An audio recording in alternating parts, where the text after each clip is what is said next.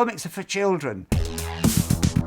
There are qualities to comics that I think can never be replaced. There's something about the form that is unlike any other medium. To get it right is actually really tough. An idea doesn't exist and then it exists. But when it is right, it's very exciting.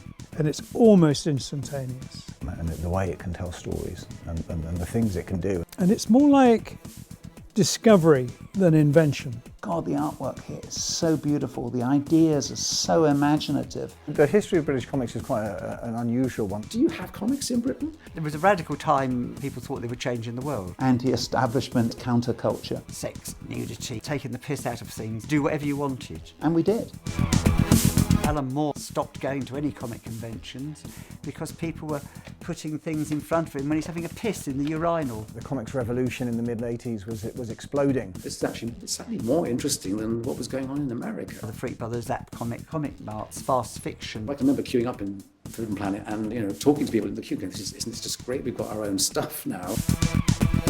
Artists got treated very badly. This is grasping, covetous behaviour. How many stories can you do in a day? Screw them.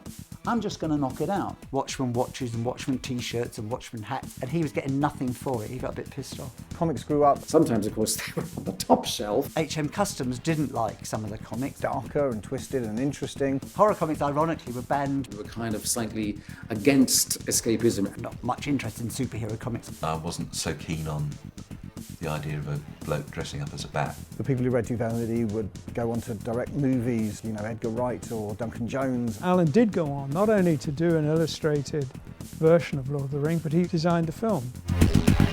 Along came Jerry Finley Day and created a girls' comic called Tammy. It was a huge seller. Girls' comics used to outsell boys' comics 2-1. Characters died, attacked, turned into stone, living jigsaws. And is known as a comic revolution, and it definitely was.